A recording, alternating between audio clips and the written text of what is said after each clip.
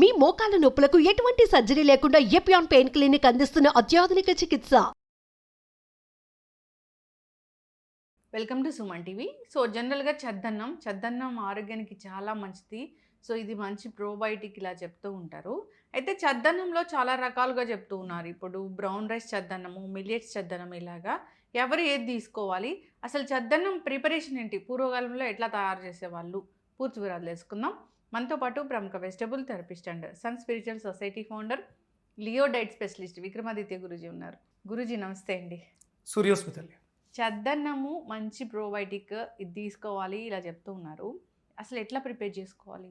అన్నం పరబ్రహ్మ స్వరూపం, బ్రహ్మ పదార్థం. అది అంటే మనం తీసుకునే పదార్థం మనకి స్థూల శరీరానికి, సూక్ష్మ శరీరానికి, చైతన్యానికి కారణం అవుతుంది. ఏదైనా మనం తీసుకునే ఇంటేక్ ఏది తీసుకున్నా సరే 3 విభాగాలుగా ఉంటుంది. అంటే ఆ 3 కలిసినవి అందులో ఉండాలి. ఆ పాళ్ళు కూడా మనకి ఫుడ్ పిరమిడ్ ఉంటుంది కదా, 30-30-30 సమపాలల్లోనే ఉండాలి. ఏది అధికంగా ఉన్నా కూడా దానివల్ల మళ్ళీ లేనిపోయిన ఇబ్బందులు వస్తాయి. ఇప్పుడు చైతన్యం ఎక్కువ ఉండాలి. మూలాధారం అధిక చైతన్యం అయితే అల్లరి ఎక్కువ చేస్తూ ఉంటారు. విపరీతమైనటువంటి చైతన్యం ఉన్న ఆ మనిషి నిద్రలేమి.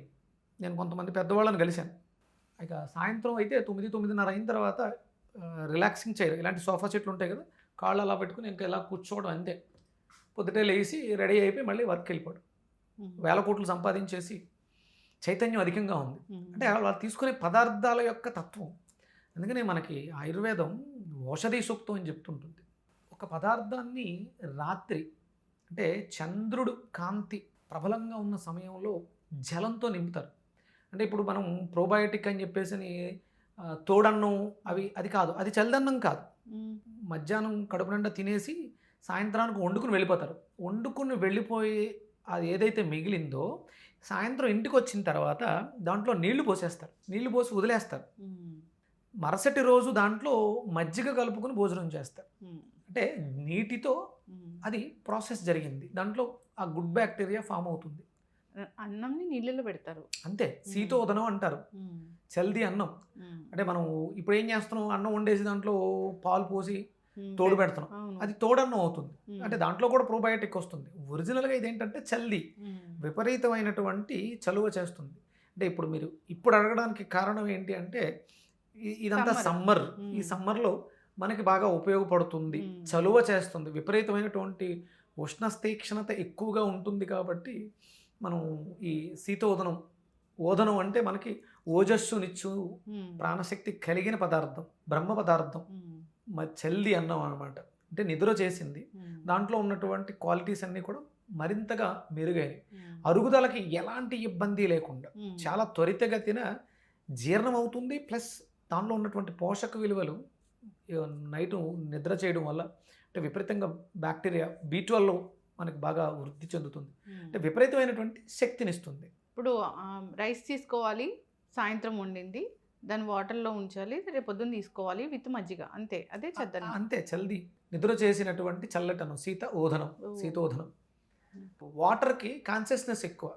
ప్రకృతిలో లభించేటువంటి శక్తుల్లో చంద్రుడితో అనుసంధానం అయి ఉంటుంది. అందుకని సాయంత్రం నీళ్ళు పోసి వదిలేస్తారు. సూర్యాస్తమయం తర్వాత, చంద్రోదయం అయిన తర్వాత మట్టి కుండల్లోనే వేస్తారు. ఎందుకంటే మట్టికి ఆకర్షణ శక్తి ఉంటుంది. 18 మైక్రోన్యూట్రిషన్స్ ఉంటాయి మట్టిలో. మనం ఉండేటువంటి స్టీల్ వెజల్స్ వీటిలో ఏమి ఉండవు. అంటే కాపర్లో ఇలాంటివి చేయకూడదు. మళ్ళీ దాంట్లో ఉండేటువంటి రస్ట్ కూడా యాడ్ అవుతుంది. అందుకని మట్టి పాత్రలోనే చేయాలి. ఇలా ఏదైనా ఫెర్మెంటేషన్ చేయాలనుకున్నప్పుడు మనకి పింగాణి జాడీల్లో ఎక్కువ రోజులు, 2 రోజులు 3 రోజులు చేయాలనుకున్నప్పుడు పింగాణి వాటిల్లో చేయాలి. మామూలుగా ఈ చద్దన్నం ఇలాంటివి మట్టి పాత్రలో చేస్తే మట్టిలో ఉన్నటువంటి మైక్రోన్యూట్రిషన్స్ కూడా యాడ్ అవుతాయి. దానికి గాలి అవసరం, గాలిని స్వీకరిస్తుంది మట్టి అయితే. స్టీలు మిగతా వాటిలో అది ఉండదు.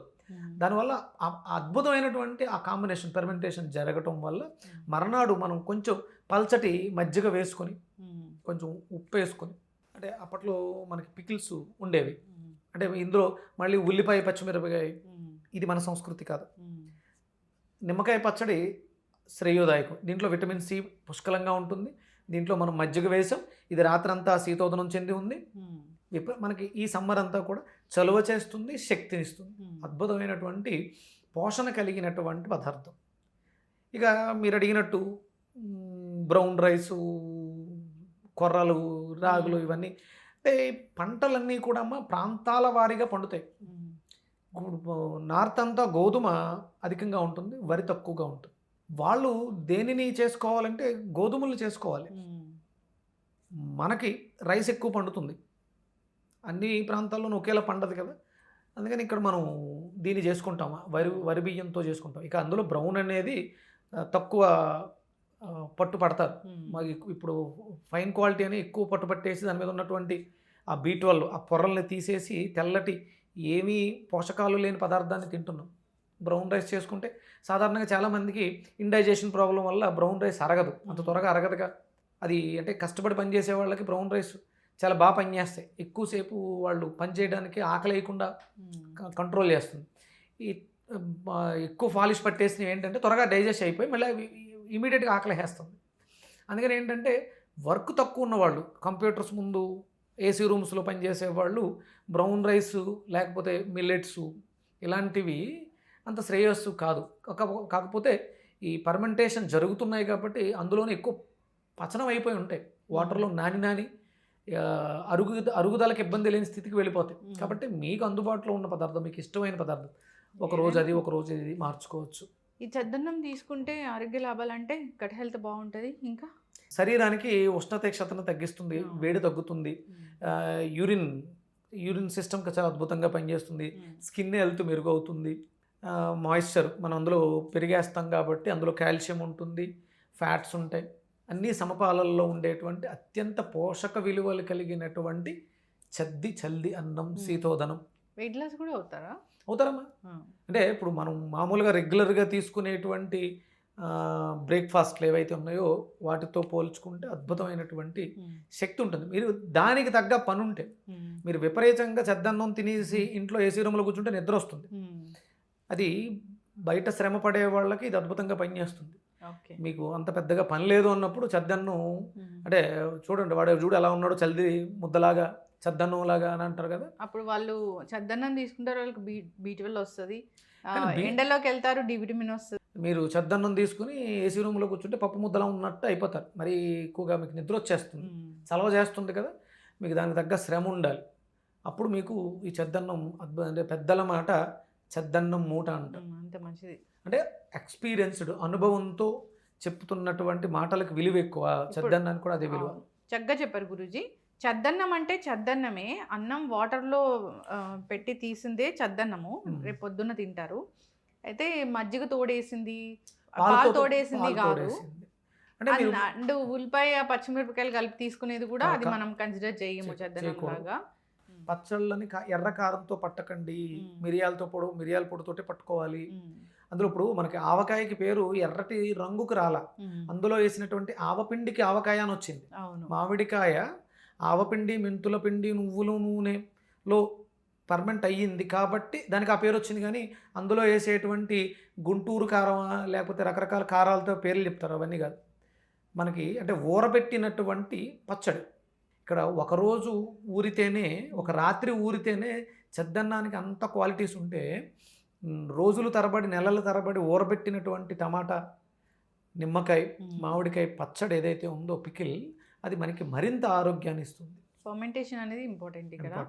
ఎస్, చక్కగా చెప్పారు గురూజీ. చాలా మందికి ఎంత కన్ఫ్యూజన్ ఉందంటే ఇట్లా చేసుకోవాలా చద్దన్నం, అట్లా తయారు చేయాలని. మట్టి కుండల్లో వాటర్ పోసి దాంట్లో రాత్రి మిగిలిన అన్నము వేసి ఆ రాత్రంతా ఉంచి రేపు పొద్దున్న దాన్ని తీసుకుంటే మజ్జిగతో కలిపి అది చద్దన్నం లాగా చెప్తాము. అది అసలైన పద్ధతి, ఆ విధంగా తీసుకోవాలి. గట్ హెల్త్ మెరుగవుతుంది, అంతేకాదు రకరకాల హెల్త్ ఇష్యూస్ కూడా తగ్గిపోతాయి. ఉదయాన్నే మనం ఇంత హెల్తీ బ్రేక్ఫాస్ట్ చేస్తే కూడా చాలా బాగుంటుంది, ఆ డే అంతా కూడా బాగుంటుంది, సరైన న్యూట్రియంట్స్ అనేవి అందుతాయి. అందరూ ఫాలో అవ్వాలని కోరుకుందాం. ధన్యవాదాలు. సూర్యస్మిత.